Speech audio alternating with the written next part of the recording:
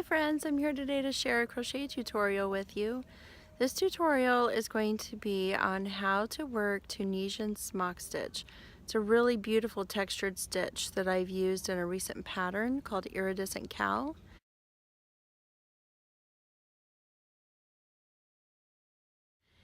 Don't forget to look down in the description box to find a link for the pattern, Iridescent Cow.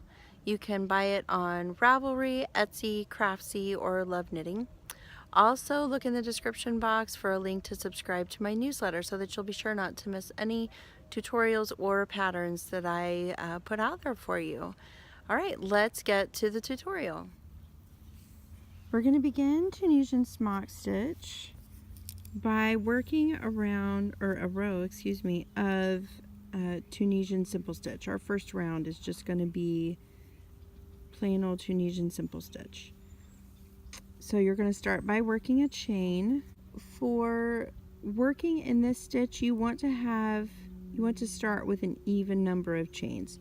So I'm going to start with 12.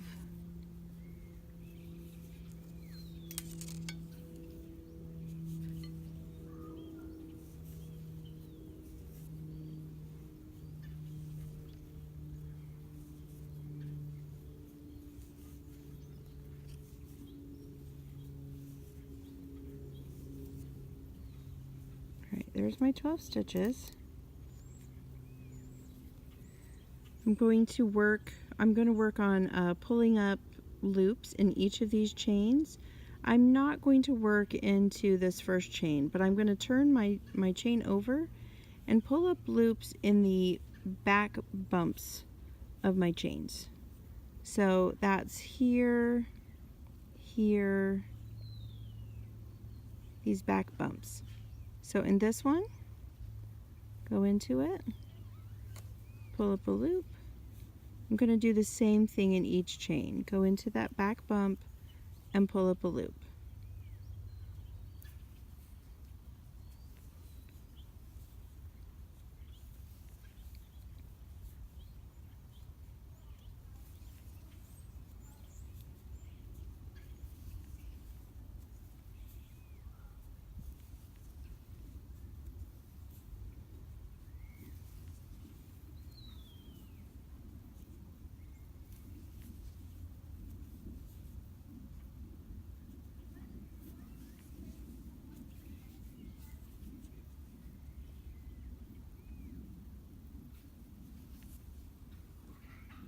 Alright, I have pulled up a loop in each of those chains.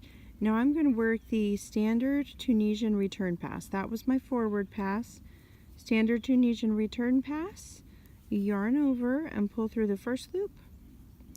Yarn over and pull through 2 loops, and repeat that all the way back. Yarn over, 2 loops, all the way back to the beginning of your row.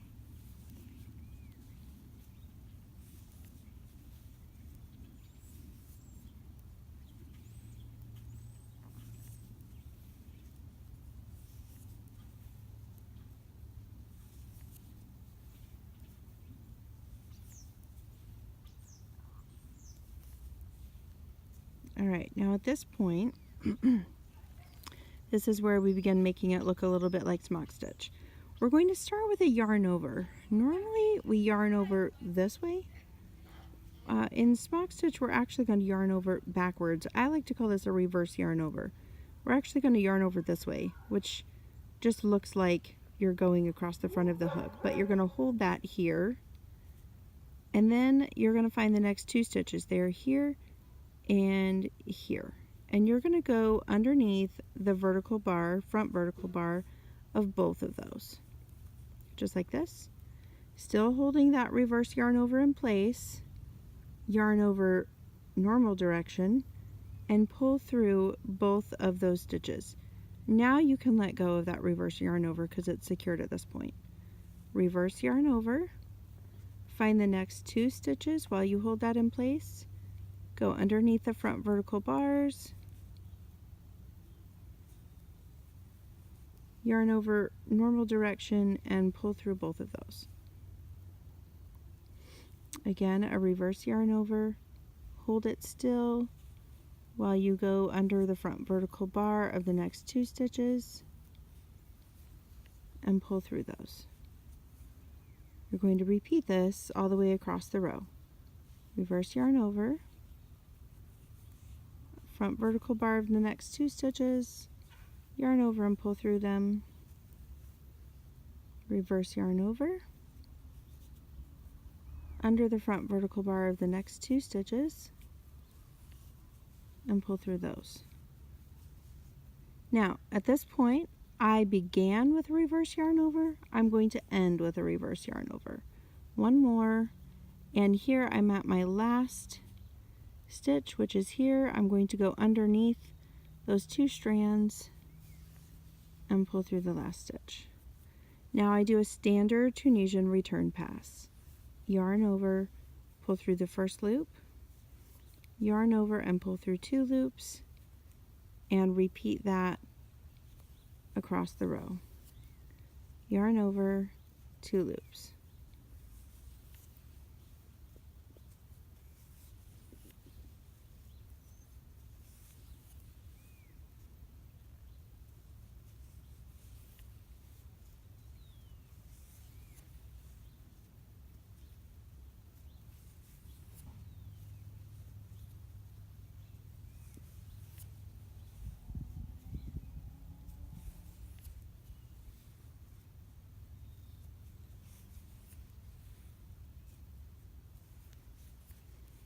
Alright, now I'm back at the beginning.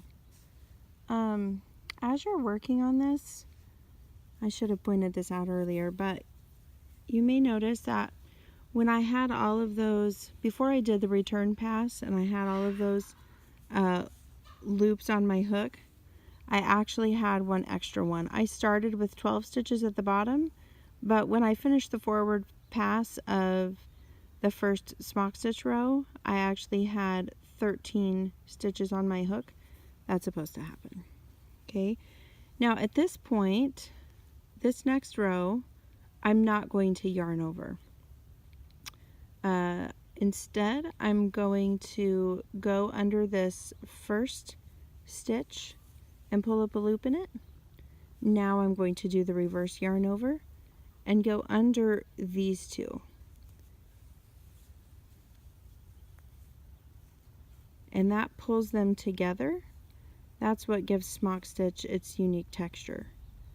I'm going to reverse yarn over and go under these 2.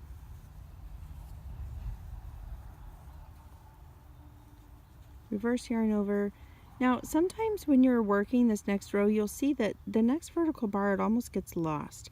It's actually right here, but because I've already gone through this one, it's pulling this one so that it's really hard to see actually, but it's still there, so you got to find it and go under it. Reverse yarn over. Again, see that next stitch, it got pulled under here. Got to kind of pull it out, and it's right there. Yarn over, or reverse yarn over, and under this one, and there's just one this time, just under this one. And I'm not going to yarn over here because my row began without a yarn over, it's going to end without a yarn over. Now I go under those 2 strands of the last stitch, pull up a loop, and standard Tunisian return pass. Yarn over and go through 1 loop, yarn over and pull through 2 loops, and repeat that back to the start of the row.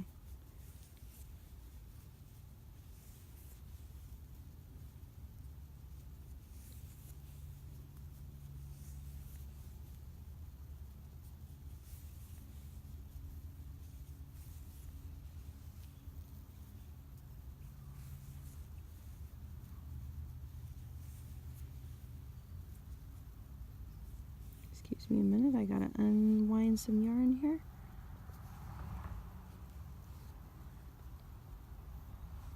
Alright, finishing my return pass, yarn over, through 2 loops, yarn over and through the last 2. Alright, now this Tunisian Smock Stitch is a 2-row repeat. This is the first Tunisian simple stitch row I did.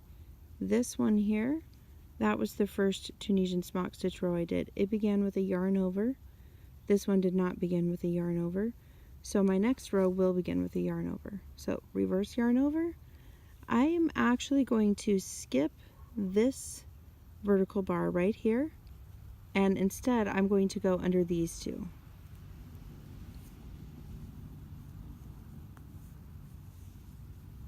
Reverse yarn over, find that next one that's gotten pulled down. There it is. Go under this one.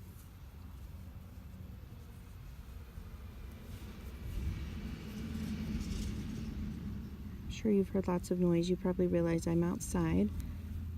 Just better lighting out here. Reverse yarn over, find that vertical bar.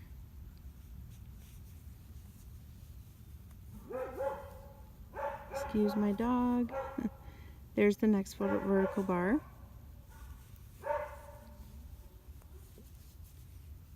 Reverse yarn over. And last two. Okay, this row began with a reverse yarn over and it's going to end with one. Now I go under those two strands of the last stitch and pull up a loop. And now I'll take a minute to count so you can see 1, 2, 3, 4, 5, 6, 7, 8, 9, 10, 11, 12, 13. Each of my smock stitch rows is going to have one extra strand than my original chain did. Now the standard return pass, yarn over and pull through one loop, yarn over and pull through two loops, and repeat that back to the beginning of the row.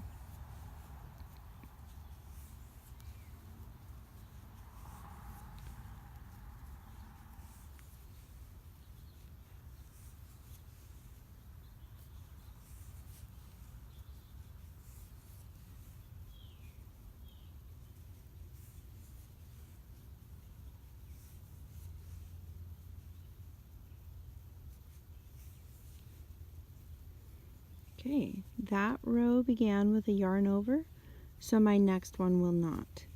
Instead, it's going to begin with just one single stitch. I'm going to go in here, pull up a loop. Now I reverse yarn over, find this next vertical bar because it got pulled in, and go under these two. Reverse yarn over, pull through those two vertical bars, pull that one out so I can see it.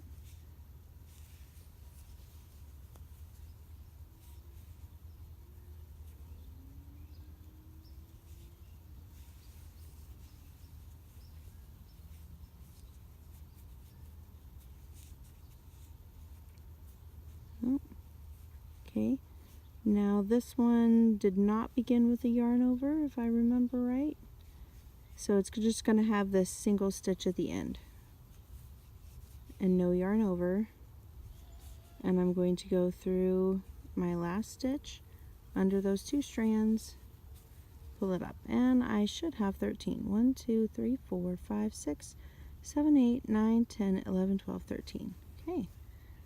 So now the standard return pass. Yarn over, pull through one loop, yarn over and pull through two back to the beginning.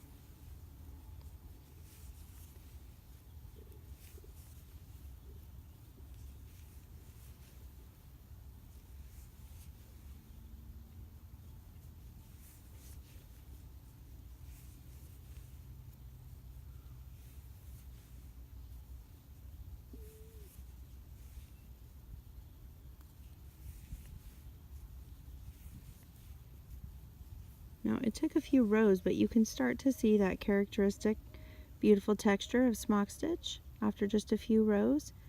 You'll repeat those two rows in order to make the pattern.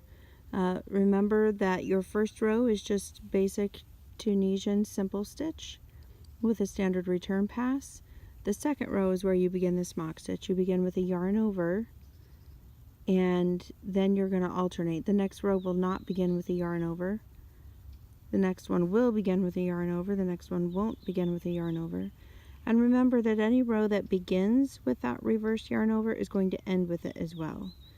And any row that does not begin with a reverse yarn over is not going to end with a reverse yarn over. Okay, so I hope that this tutorial was helpful to you and that you'll try this out. Please look in the description box below for a link to my iridescent cow pattern so that you can try this stitch out in a project. I hope that you'll give this video a thumbs up down at the bottom if it was helpful to you, and that you'll subscribe to my channel so that you'll be sure not to miss any upcoming tutorials. Thanks so much. Have a great day.